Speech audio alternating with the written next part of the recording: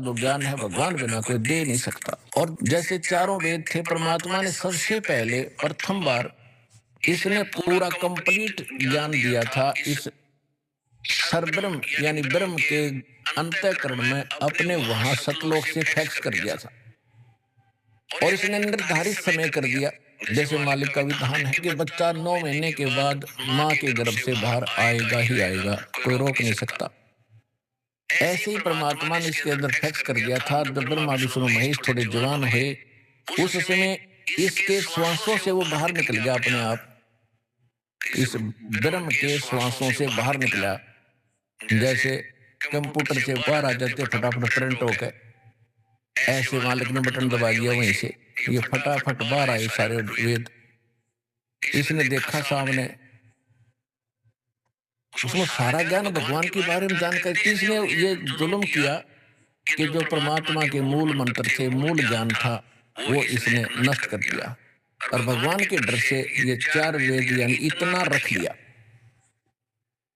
अब उस जो इसने यथार्थ ज्ञान भक्ति थी वो नष्ट कर दिया, उसकी पूर्ति के लिए परमात्मा को आना पड़ता। जो वेद इसमें रखे हैं शेष वो ठीक है। यदि इन पंडितों ने ब्राह्मण हमारे धर्म गुरुओं ने कोई बीच में गड़बड़ी कर दी होगी, वो अलग बात है, वो पड़ी रहेगी। क्योंकि हमारे पास कंप्लीट स्पिरिचुअल नॉलेज प्राप्त है, तो हमने उसकी भी देने की जरूरत नहीं रही। क्योंकि उसको सहयोग इसलिए लेना पड़ता है, इस यथार्थ ज्ञान को यथार्थ ही रूप में आपको समझाने के लिए कि ये सत्य है जो भगवान ने 600 वर्ष पहले स्वयं मालिक ने कबीर भगवान आकर बोला था ये कबीर वाणी में।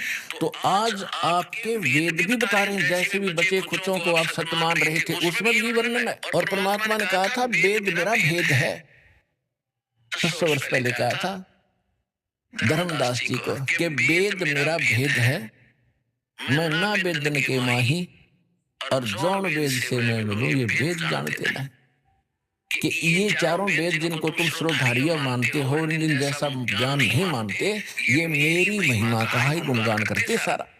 लेकिन मेरे पाने की विधि इन तुम्हारे इन 4 वेदों में नहीं रही।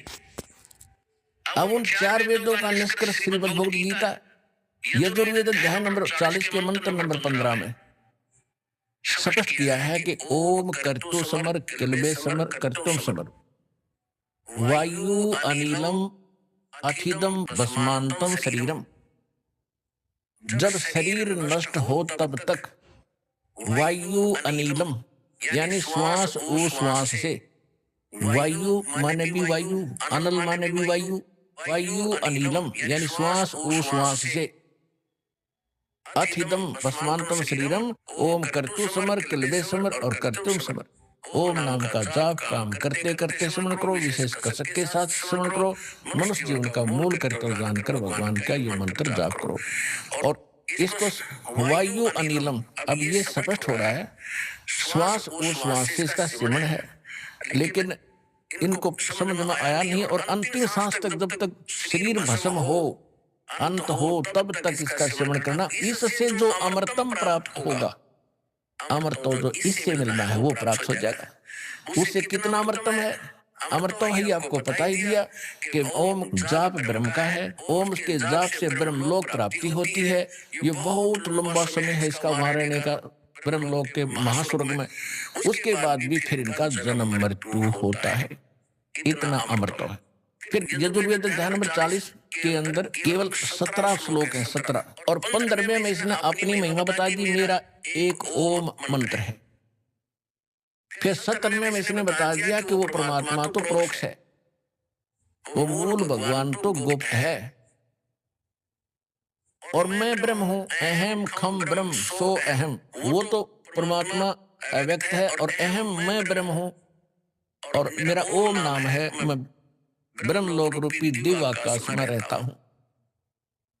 तो इसने स्पष्ट कर दिया कि वो परमात्मा कोई और है।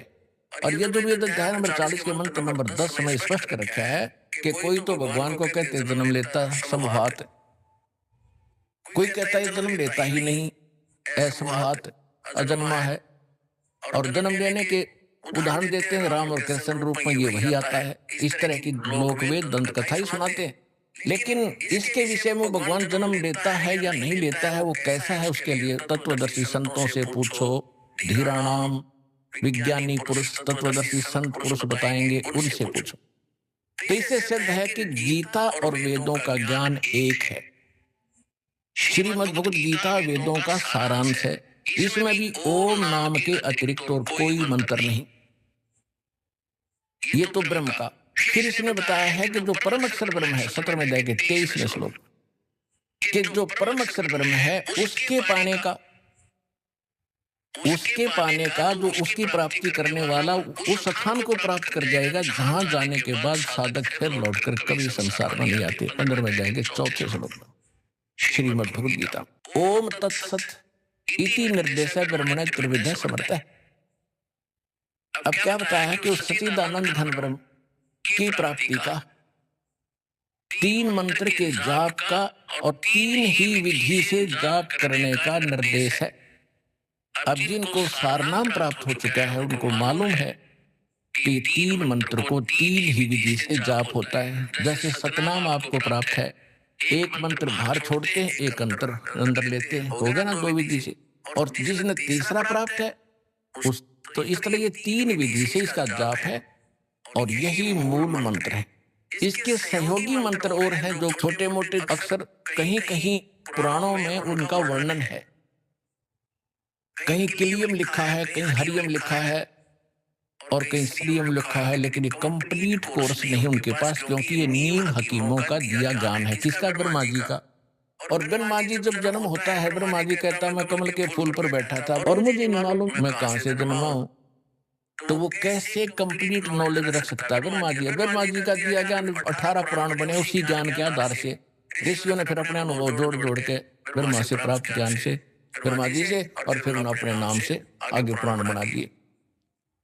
तो जो सूक्ष्म वेद है, सबसे पहले वो वेद हमारा एथेंटिक वेद है, वो ऑथेंटिक हमारा ज्ञान है, बुक है।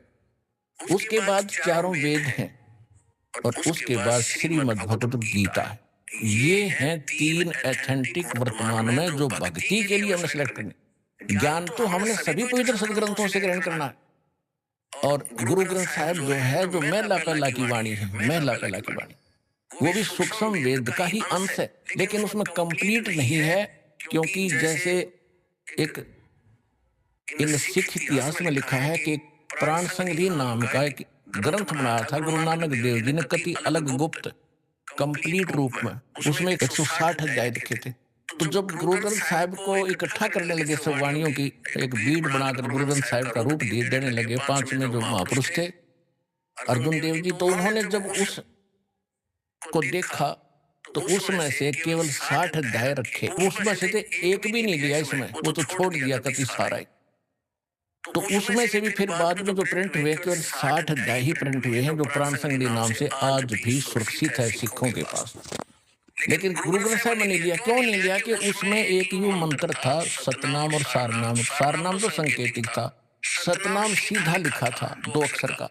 वो फिर परमात्मा ने दया करी, नानक साहिब जी ने उसकी पूर्ति जब की, जब मर्दाना और बाला जी जो उनके परम भक्तों के साथ रहते थे हरदम, एक बार समुद्र के ऊपर से जाने लगे श्रीलंका में जाने के लिए, तो नानक साहिब जी ने कहा था कि आप वाहिगुरु वाहिगुरु जपो और मेरे साथ समुद्र पर आते रहो। ऐसे चल पड़े समुद्र पर जैसे थल पर चलते हैं। तो वो नानक साहिब जी वो 2 अक्षर का मंत्र उच्चारण करके जाप करने लगे। तो मर्दाना ने सोचा भी गुरु जी तो ये 2 अक्षर का मंत्र जाप करे, मैं भी क्यों ना करूं। वो करने लगा तो वो डूबने लगा। तब नानक साहिब जी ने मुड़ के देखा और कहा बेटा तू वही जाप कर जो मैंने कहा है, तो मेरी नकल ना करे।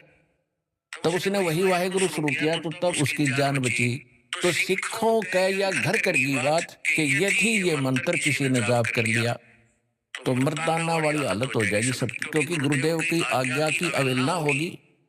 अवज्ञा होने से वो हानि होगी थी, मर गया होता। इसलिए कोई सिख बच्चा इस मंत्र का जाप ना करके गुरु नानक साहिब जी के वचनों की अवहेलना करके दंडित ना हो जाए, दोषी ना बन जाए, इसलिए इन्होंने इस मंत्र को लिया नहीं। हाँ, कहीं कहीं सोहम मंत्र लिखा है नानक साहिब जी की वाणी में बहुत जगह गुरु ग्रंथ साहिब, लेकिन उसके साथ वो इकट्ठा नहीं। लेकिन जो शुरुआत में ये कहते हैं ना एक ओंकार, तो नानक साहब जी ने कोड वर्ड में लिख रखा है वो मंत्र। एक एक नहीं, वो कोड वर्ड है, वो सोहम की तरफ संकेत है। ओंकार ओम है ही। तो इस प्रकार महापुरुष ये तो वो थे पीएचडी किए वे भक्ति के, तो ये आम विद्यार्थी, आम पढ़ने वाले विद्यार्थी कैसे पढ़ेंगे कोड वर्ड को, इन सदग्रंथों के गुण रहस्य को कैसे समझ सकते? फिर गुरु की क्या आवश्यकता थी? तो ये दास भेज जाओ तत्वदर्शी संत सभी महापुरुषों के गुण रहस्य को समझने और समझाने के लिए।